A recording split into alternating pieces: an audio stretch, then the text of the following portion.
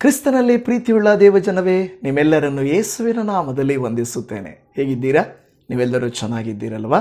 ಕರ್ತನಿಗೆ ಸ್ತೋತ್ರ. ಪ್ರಿಯ ದೇವಜನವೇ, ಈ ಲೋಕದಲ್ಲಿ ಕೆಲವರು ಹೇಳ್ತಾ ಇರ್ತಾರೆ, ನಮ್ಮ ಮನೆಯ ಗುಟ್ಟು ಹೇಗೆ ರಟ್ಟಾಯಿತೋ ಗೊತ್ತಿಲ್ಲ, ನಮ್ಮ ಬಲಹೀನತೆ ಬ್ಲ್ಯಾಕ್ ಮೇಲ್ ಮಾಡ್ತಾ ಇದ್ದಾರೆ. ನನ್ನ ತಮ್ಮನ ಜೊತೆ ಅಣ್ಣನ ಜೊತೆ ಮಾತಾಡಿದ್ದು, ಮನೆಯವ್ರ ಜೊತೆ ಮಾತಾಡಿದ್ದು, ಗಂಡನ ಜೊತೆ ಮಾತಾಡಿದ್ದು, ಯಾರ್ಯಾರೋ ಕಾನ್ಫಿಡೆನ್ಷಿಯಲ್ ಆಗಿ ಮಾತಾಡಿದ್ದೆಲ್ಲ ಯಾರ್ಯಾರಿಗೂ ಗೊತ್ತಾಗ್ತಾ ಇದೆ. ಇದೇಗೆ ಗೊತ್ತಾಗ್ತಾ ಇದೆ, ಹೇಗೆ ಅಂತ ಹೇಳುವಾಗ ಅದಕ್ಕೆ ಇಂಗ್ಲೀಷಲ್ಲಿ ಹೇಳ್ತಾರೆ ವಾಲ್ಸ್ ಹ್ಯಾವ್ ಹಿಯರ್ಸ್ ಅಂತ ಹೇಳ್ತಾರೆ. ಅಂದರೆ ಗೋಡೆಗಳಿಗೂ ಕಿವಿ ಇದೆ. ತೆಲುಗಲ್ಲಿ ಹೇಳ್ತಾರೆ ಗೋಡಲಿಗೂ ಕೂಡ ಚೆವುಲುಂಟಾಯಿ. ಹಿಂದಿಯಲ್ಲಿ ಹೇಳ್ತಾರೆ ದಿವಾರೋಂಕೋ ಬಿ ಕಾನ್ ಹೋತೆ ಹೇ.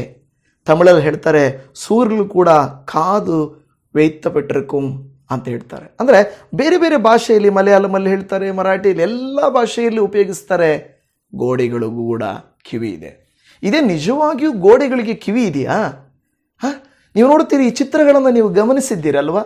ಈ ಗೋಡೆಗಳಿಗೆ ಒಂದು ಕಿವಿ ಇಡುವ ಹಾಗೆ ಇಟ್ಟಿರ್ತಾರೆ. ಕೆಲವರು ನಿಮ್ಮ ಮನೆಗಳ ವಿಚಾರಗಳನ್ನು ಕೇಳಿಸ್ಕೊಳ್ತಾ ಇರ್ತಾರೆ. ಕೆಲಸ ಆ ಕಡೆ ಮಾಡ್ತಾ ಇದ್ದರೂ ಕಿವಿಗಳು ಈ ಕಡೆ ಇರ್ತವೆ. ಅವರೇನು ಮಾತಾಡ್ತಾರೋ, ಏನು ಹೇಳ್ತಾರೋ, ಎಲ್ಲಿ ಸಿಕ್ಕಾಕ್ಕೊಳ್ತಾರೋ, ಎಲ್ಲಿ ಹಿಡಿಯೋಣ, ಎಲ್ಲಿ ಗಳಿಸೋಣ, ಎಲ್ಲಿ ಲಾಭ ಮಾಡಿಕೊಳ್ಳೋಣ ಎಂದು ಏನು ಮಾಡ್ತಾ ಇರ್ತಾರೆ. ಅವರ ಕಿವಿಗಳನ್ನು ನಿಮ್ಮ ಕಡೆಗೆ ಇಟ್ಟು ಅವರು ಏನಾದರೂ ಮಾಡಬೇಕಂತ ಅಂದುಕೊಳ್ತಾ ಇರ್ತಾರೆ. ನನ್ನ ಪ್ರೀತಿಯ ದೇವಜನವೇ, ನಾವು ಎಲ್ಲಿಯವರೆಗೂ ನಿಜವಾಗಿ ಒಳ್ಳೆಯದನ್ನು ಮಾಡುತ್ತಾ, ಸರಿಯಾದದ್ದನ್ನು ಮಾತಾಡುತ್ತಾ, ನಿಷ್ಪಕ್ಷಪಾತವಾಗಿ ನಾವಿರುತ್ತೇವೋ ಅಲ್ಲಿಯವರೆಗೂ ನಮಗೆ ತೊಂದರೆ ಇಲ್ಲ. ಆದರೆ ಕೆಲವು ಕುಟುಂಬದ ರಹಸ್ಯಗಳನ್ನು ದಯಮಾಡಿ ಏರು ಧ್ವನಿಯಲ್ಲಿ ಮಾತನಾಡಬಾರದು. ಗಂಡ ಹೆಂಡತಿಯರ ಮಧ್ಯೆ ಎಷ್ಟೇ ಕೋಪ, ಜಗಳ, ತೊಂದರೆ ಇರಬಹುದು, ಅದನ್ನು ಮೆಲ್ಲಗೆ ಮಾತನಾಡಬೇಕು.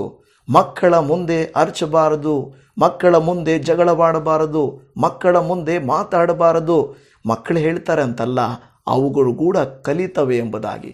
ಹಾಗಾದರೆ ನಿಮ್ಮ ಕುಟುಂಬದ ರಹಸ್ಯಗಳನ್ನು ಯಾರೋ ಕೇಳಿಸ್ಕೊಳ್ತಾ ಇದ್ದಾರೆ. ನಿಮ್ಮ ವ್ಯಾಪಾರದ ರಹಸ್ಯಗಳನ್ನು ಯಾರೋ ಕೇಳಿಸ್ಕೊಳ್ಳಿಕ್ಕೆ ಪ್ರಯತ್ನ ಮಾಡ್ತಾ ಇದ್ದಾರೆ. ನೀವು ಭಯಪಡ್ತೀರಾ, ಯಾರಿಗಾದರೂ ಕೇಳಿಸ್ಬಿಡ್ತದೇನೋ? ಎಷ್ಟೋ ಕುಟುಂಬಗಳು ಮರ್ಯಾದೆಗೆ ಭಯಪಟ್ಟು ಜೀವನ ಮಾಡ್ತಾ ಇದ್ದಾರೆ. ನಿಜ ಅಲ್ವಾ? ಅಯ್ಯೋ, ಯಾರೇನಂದುಕೊಳ್ತಾರೋ ಎಂದು ಅಳುವುದನ್ನು ನಿಲ್ಲಿಸ್ತೀರಾ. ಏನಂದುಕೊಳ್ಳುತ್ತಾರೋ ಎಂಬುದಾಗಿ ಗಟ್ಟಿಗೆ ಮಾತಾಡೋದನ್ನು ನಿಲ್ಲಿಸ್ತೀರಾ. ಯಾರಿಗೆ ಗೊತ್ತಾಗುತ್ತದೋ ಎಂಬುದಾಗಿ ನಿಮ್ಮ ಬಲಹೀನತೆಯನ್ನು ಬಚ್ಚಿಟ್ಕೊಳ್ತೀರಾ. ಎಷ್ಟೋ ಪ್ರಯತ್ನ ಮಾಡಿದರೂ ಕೂಡ ಈ ಗೋಡೆಗಳಿಗೆ ಕಿವಿ ಇದೆ ಅನ್ನುವ ರೀತಿಯಲ್ಲಿ ನಿಮ್ಮ ರಹಸ್ಯಗಳು ಬೇರೆಯವರಿಗೆ ಬಯಲುಪಡಿಸ್ತದೆ. ಕೇಳಿಸ್ಕೊಳ್ಳಿ ಬಿಡ್ರಿ, ಏನಾಗುತ್ತೆ ಬಿಡ್ರಿ ಅಂತ ನೀವು ಅಂದುಕೊಳ್ಳುತ್ತಾ ಇರಬಹುದು. ನಿಮ್ಮ ಮನೆಯಲ್ಲಿ ನಿಮ್ಮ ಮಗಳಿಗೂ ಮಗನಿಗೂ ಸಿಗದೇ ಇರುವಂಥ ಪ್ರೀತಿಯನ್ನು ಸೈತಾನನು ಬೇರೊಬ್ಬರ ಹೃದಯದಲ್ಲಿ ಊದಿಬಿಡುತ್ತಾನೆ. ಇವರಿಗೆ ಅವರ ಮನೆಯಲ್ಲಿ ಪ್ರೀತಿ ಸಿಗ್ತಾ ಇಲ್ಲ, ಇವ್ರ ಮನೆಯಲ್ಲಿ ಯಾವಾಗಲೂ ಜಗಳ, ಇವ್ರ ಮನೆಯಲ್ಲಿ ತಗೊಳ್ತಾ ಇಲ್ಲ. ಆ ಸೈತಾನನು ಬೇರೊಬ್ಬರ ಕಿವಿಯಲ್ಲಿ ಊದುವಾಗ ಅವರೇನು ಮಾಡ್ತಾರೆ? ನಮ್ಮ ಮನೆಯಲ್ಲಿ ಸಿಗದೇ ಇರುವ ವಸ್ತುಗಳನ್ನು, ಪ್ರೀತಿಯನ್ನು ತೋರಿಸಿ ಕ್ರಿಸ್ತ ನಂಬಿಕೆಯಲ್ಲಿರುವ ಹೆಣ್ಣು ಮಕ್ಕಳನ್ನು, ಸಭೆಗೆ ಹೋಗುವಂಥ ದೈವಜನರನ್ನು, ದೈವಿಕವಾಗಿ ನಡ್ಕೊಳ್ಳುತ್ತಿರುವಂಥ ವ್ಯಕ್ತಿಗಳನ್ನು ಏನು ಮಾಡ್ತದೆ ಗೊತ್ತಾ? ಆ ಸೈತಾನನ ಮಾತುಗಳು, ನುಡಿಗಳು ಅವರನ್ನು ದಾರಿ ತಪ್ಪಿಸಿಬಿಟ್ಟು ಲೋಕದವರು ನಟನೆ ಮಾಡಿ ಪ್ರೀತಿ ಮಾಡುವ ಹಾಗೆ ಮಾಡ್ತಾರೆ, ವಸ್ತುಗಳು ಕೊಡಿಸುವ ಹಾಗೆ ನಟಿಸುತ್ತಾರೆ. ಆಗ ಏನಾಗುತ್ತೆ ಗೊತ್ತಾ? ನಮ್ಮ ರಹಸ್ಯಗಳು ಬಯಲಿಗೆ ಬಿದ್ದು ಆ ಸೈತಾನನ್ನು ಉಪಯೋಗಿಸಿಕೊಂಡು ಕ್ರಿಸ್ತ ನಂಬಿಕೆಯನ್ನು ಬಿಟ್ಟು ನಾವು ಹೋಗುವಂತೆ ಆಗುತ್ತದೆ. ಇವತ್ತು ನನ್ನ ಅಂಶ ಇದೆಲ್ಲ ಮುಖ್ಯವಾಗಿ ಪ್ರೀತಿ ದೇವಜನವೇ. ಆದರೆ ಇದು ಗಾದೆ ಮಾತು. ಈ ಎಲ್ಲ ಮಾತುಗಳಲ್ಲಿ ಹೇಳ್ತಾರೆ, ಹೌದು ಎಲ್ಲ ಗೋಡೆಗಳಿಗೆ ಕಿವಿಗಳಿದ್ದಾವೆ ಅನ್ನುವ ರೀತಿಯಲ್ಲಿ ಗೋಡೆಗಳಲ್ಲಿ ಕಿವಿ ಇಲ್ಲ. ಆದರೆ ಬಚ್ಚಿ ಕದ್ದು ಮುಚ್ಚಿ ಕೇಳಿಸಿಕೊಂಡು ನಮ್ಮ ಕುಟುಂಬಗಳನ್ನು, ಕೆಲವು ಸಾರಿ ಹೆಂಗಸರನ್ನು ಬ್ಲ್ಯಾಕ್ ಮೇಲ್ ಮಾಡಿ, ನಿನ್ನ ಗಂಡ ನಿನಗೆ ಸುಖ ಕೊಡ್ತಾ ಇಲ್ವಾ, ನಿನ್ನ ಮನೆಯಲ್ಲಿ ಯಾರೂ ಇಲ್ವಾ, ನಾನಿದ್ದೀನಲ್ವಾ ಅನ್ನುವಂಥ ಮಾತುಗಳು ಬರ್ತವೆ. ಗಂಡನಿಗೆ ಹೇಳ್ಕೊಡ್ತಾ ಇರ್ತಾರೆ, ನಿನ್ನ ಹೆಂಡ್ತಿ ಹಂಗಿದ್ದಾಳೆ, ನಿನ್ನ ಹೆಂಡ್ತಿ ಹಂಗೆ ಮಾತಾಡ್ತಾಳೆ, ನಿನ್ನ ಹೆಂಡ್ತಿ ನಿನ್ನನ್ನು ಪ್ರೀತಿಯಿಂದ ಮಾತಾಡಲ್ಲ, ನಾನು ಪ್ರೀತಿ ಮಾಡ್ತೀನಿ, ನಾನು ನಿನ್ನ ನೋಡ್ಕೊಳ್ತೀನಿ ಅಂತ ಹೇಳಿಬಿಟ್ಟು ಗಂಡನನ್ನು ಹೊಡ್ಕೊಂಡು ಹೋಗೋದು, ಹೆಂಡತಿಯನ್ನು ಹೊಡ್ಕೊಂಡು ಹೋಗೋದು, ಮಗುವನ್ನು ಹೊಡ್ಕೊಂಡು ಹೋಗೋದು ಸತ್ಯನ ಸುಳ್ಳ ಅಂತ ನೀವೇ ಹೇಳ್ರಿ. ಯಾಕೆಂದರೆ ಇನ್ನು ಯಾರೋ ಹೆಂಡತಿ ಕೇಳಲ್ಲ, ಗಂಡನ ಕೇಳಲ್ಲ, ಅವ್ರೇನು ಕೇಳಲ್ಲ, ಬಾ ಹೋಗೋಣ, ಅಲ್ಲಿ ಹೋಗೋಣ, ಇದನ್ನು ಮಾಡೋಣ, ಅದನ್ನು ನೋಡೋಣ, ಅದನ್ನು ತಿನ್ನೋಣ, ಇದನ್ನು ಮಾಡೋಣ. ಯಾವಾಗ ಈ ರೀತಿಯಾಗಿ ನಮ್ಮ ಬಲಹೀನತೆಗಳು ಬಾಯಿ ಮಾತಿನಿಂದ, ನಡವಳಿಕೆಯಿಂದ ಗೊತ್ತಾಗುತ್ತದೋ, ಗೋಡೆಗಳು ಕೂಡ ಅಂದರೆ ಜನರು ಕೂಡ, ದುಷ್ಟನು ಕೂಡ ಅವಕಾಶಗಳಿಗಾಗಿ ಕಾಯ್ತಾ ಇರ್ತಾನೆ. ಇದೆಲ್ಲದಕ್ಕಿಂತ ಮುಖ್ಯವಾಗಿ ನಾನೊಂದು ವಿಷಯ ಹೇಳುತ್ತೇನೆ ಪ್ರೀತಿಯ ದೇವಜನವೇ. ಗೋಡೆಗಳಿಗೆ ಕಿವಿ ಇದೆ ಎಂದು ಹೇಳುವ ನಾವು, ಗೋಡೆಗಳು ಕೇಳಿಸ್ಕೊಳ್ತವೆ, ಜನರಿಗೆ ಗೊತ್ತಾಗ್ಬಿಡುತ್ತೆ ಅಂತ ಅಂದುಕೊಳ್ಳುವಂಥ ನಾವು, ನಮ್ಮ ದೇವರು ಕೇಳಿಸ್ಕೊಳ್ತಾನೆ ಅನ್ನುವಂಥ ಭಯ, ದೇವರಿಗೆ ಗೊತ್ತಾಗ್ಬಿಡುತ್ತೆ, ತಿಳಿದು ಬಿಡುತ್ತೆ, ಅರ್ಥ ಆಗ್ಬಿಡುತ್ತೆ, ನಾನು ಅನ್ನುವುದು, ಮಾಡುವುದು, ನಡ್ಕೊಳ್ಳುವುದು ದೇವರಿಗೆ ಗೊತ್ತು ಅಂತ ನಮಗೆ ಯಾಕೆ ಅನಿಸ್ತಾ ಇಲ್ಲ? ಯಾಕೆ ಅನಿಸ್ತಾ ಇಲ್ಲ? ಇದು ಸತ್ಯ ಅಲ್ವಾ? ನೀವೇ ಹೇಳಿ. ಅಯ್ಯೋಯ್ಯೋ, ಅವ್ರಿಗೆ ಗೊತ್ತಾಗ್ಬಿಡುತ್ತೆ, ಇವ್ರಿಗೆ ಗೊತ್ತಾಗ್ಬಿಡುತ್ತೆ, ಅಲ್ಲಿ ಗೊತ್ತಾಗ್ಬಿಡುತ್ತೆ, ಇಲ್ಲಿ ಗೊತ್ತಾಗ್ಬಿಡುತ್ತೆ ಅಂತ ಭಯಪಡುವಂಥ ನೀವು ನಾನು, ನಮ್ಮ ದೇವರು ಕೇಳಿಸಿಕೊಳ್ಳುತ್ತಾರೆಂದು ನೀವು ಯಾವತ್ತಾದರೂ ನೆನೆಸಿದ್ದುಂಟಾ ಪ್ರೀತಿಯ ದೇವಜನವೇ? ಈ ದಿನ ದೇವರು ಅದಕ್ಕೆ ಯೆಶಾಯನ ಪ್ರವಾದನೆಯ ಗ್ರಂಥ 59:1 ವಾಕ್ಯದಲ್ಲಿ ಹೇಳ್ತದೆ, ಆತನ ಹಸ್ತವು ರಕ್ಷಿಸಲಾರದಂತೆ ಮೋಟುಗೈಯಲ್ಲ, ಆತನ ಕಿವಿಯು ಕೇಳಲಾರದ ಹಾಗೆ ಕಿವುಡಲ್ಲ ಎಂದು ಹೇಳುತ್ತಾ ಇದೆ. ಆಮೇನ್. ಅಂದರೆ ನಮ್ಮ ದೇವರ ಕಿವಿ ಕೇಳಲಾರದ ಹಾಗೆ ಕಿವುಡಲ್ಲ.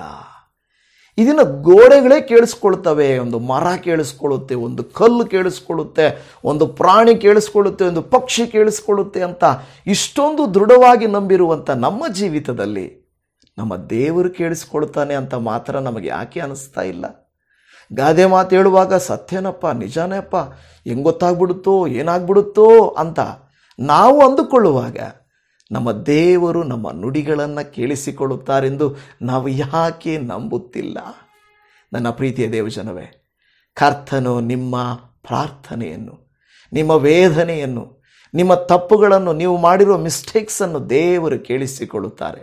ಈಗಲಾದರೂ ಯಾರೇ ಕೇಳಿಸಿಕೊಳ್ಳಲಿ, ಅದೆಲ್ಲದಕ್ಕಿಂತ ಮುಖ್ಯ ಯಾರು ಕೇಳಿಸಿಕೊಳ್ಳದೆ ಹೋಗಲಿ. ಕೆಲವರು ನಿಮ್ಮ ದುಃಖ, ನಿಮ್ಮ ವೇದನೆ ಕೆಲವರಿಗೆ ಕೇಳಿಸೋದೇ ಇಲ್ಲ. ಹುಟ್ಟಿದ ಮನೆಗೆ ಕೇಳಿಸಲ್ಲ, ಗಂಡನಿಗೆ ಕೇಳಿಸಲ್ಲ, ಹೆಂಡತಿಗೆ ಅರ್ಥ ಆಗಲ್ಲ, ಮಕ್ಕಳು ದೂರ ಇರ್ತಾರೆ, ಯಾರಿಗೂ ಅರ್ಥ ಆಗಲ್ವಾ? ಗೋಡೆಗಳಿಗೂ ಕೇಳಿಸ್ತಾ ಇಲ್ವಾ? ಚಿಂತೆ ಮಾಡಬೇಡಿ. ನನ್ನ ದೇವರು ನಮ್ಮ ಮೊರೆಗಳನ್ನು ಲಾಲಿಸುವವರು, ನಮ್ಮ ಮೊರೆಗಳನ್ನು ಲಾಲಿಸಿ ನಮಗೆ ಸದುತ್ತರವನ್ನು ಕೊಡುವವರು. ಆತನ ಕಿವಿಯು ಕೇಳಲಾರದ ಹಾಗೆ ಕಿವುಡಲ್ಲ. ಗೋಡೆಗಳೇ ಕೇಳಿಸ್ಕೊಳ್ತವಂದ ಮೇಲೆ ನಮ್ಮ ಕರ್ತನು ಕೇಳಿಸ್ಕೊಳ್ಳೋದಿಲ್ವಾ? ಗೋಡೆಗಳಿಗಿಂತ ಗಾಢ ದೊಡ್ಡವನು ತಾನೇ. ಗೋಡೆಗಳು ಬೇಡ, ದೇವರು ಕೇಳಿಸ್ಕೊಳ್ಳಿ ಅಂತ ನಾವು ಪ್ರಾರ್ಥನೆ ಮಾಡೋಣ. ಪ್ರೀತಿಯ ಪರಮ ತಂದೆಯಾದ ದೇವರೇ, ಅತ್ಯುನ್ನತನೂ ಪರಿಶುದ್ಧನೂ ಆದಂಥ ದೇವಾದಿ ದೇವನೇ, ಹೌದು, ಲೋಕದಲ್ಲಿ ಕರ್ತನೇ ಗೋಡೆಗಳಿಗೂ ಕಿವಿ ಇದೆ ಅಂತ ಭಯಪಡುತ್ತೇವೆ, ಆದರೆ ದೇವರು ಕೇಳಿಸ್ಕೊಳ್ತಾನೆ ಅಂತ ನಾವು ಭಯಪಡೋದಿಲ್ಲ ದೇವರೇ. ಕ್ರೈಸ್ತರಾಗಿರುವ, ಕ್ರಿಸ್ತನ ಮಕ್ಕಳಾಗಿರುವಂಥ ನಾವಾದರೂ ಆ ರೀತಿಯಾಗಿ ಆಗದೆ ನಿನಗೆ ಭಯಪಟ್ಟು ಜೀವಿಸುವಂತೆಯೂ, ಮತ್ತು ಒಂದು ವೇಳೆ ಯಾರಿಗೂ ಕೇಳಿಸದ ದುಃಖ, ವೇದನೆ, ಸಂಕಟ, ನೋವು, ಪ್ರಯಾಸ, ಕುಗ್ಗುವಿಕೆ, ಕಣ್ಣೀರುಗಳು ನಿನಗೆ ಕೇಳಿಸಲಿ ಸ್ವಾಮಿ. ಯಾಕೆಂದರೆ ನಿನ್ನ ಕಿವಿಯು ಕೇಳಲಾರದ ಹಾಗೆ ಕಿವುಡಲ್ಲವಲ್ಲ. ಕರ್ತನೇ, ಈ ನಮ್ಮ ಪ್ರಾರ್ಥನೆಯನ್ನು ಆಲಿಸಿ ಸದುತ್ತರವನ್ನು ದಯಪಾಲಿಸಿ ನೀನೇ ಮಹಿಮೆ ಹೊಂದಿ. ಕರ್ತನೇ, ನಮಗೆ ವಿರೋಧವಾಗಿ ನಮ್ಮ ಕುಟುಂಬಗಳ ಕಾರ್ಯಗಳನ್ನು ಯಾರಿಗೂ ದೇವರೇ ತಿಳಿದು, ದೇವರೇ, ನಮ್ಮ ಬಲಹೀನತೆಗಳು ಬ್ಲಾಕ್ ಮೇಲ್ ಆಗದೆ ನಮ್ಮನ್ನು ಆಶೀರ್ವದಿಸಬೇಕೆಂದು ಯೇಸುವಿನ ನಾಮದಲ್ಲಿ ಪ್ರಾರ್ಥಿಸುತ್ತೇವೆ ತಂದೆ. ಆಮೇನ್, ಆಮೇನ್. ನನ್ನ ಪ್ರೀತಿಯ ದೇವಜನವೇ, ನಿಮ್ಮೆಲ್ಲರನ್ನ ಕರ್ತನ ಅನುಗ್ರಹಿಸಲಿ. ಶಲೋಮ್. Praise the lord.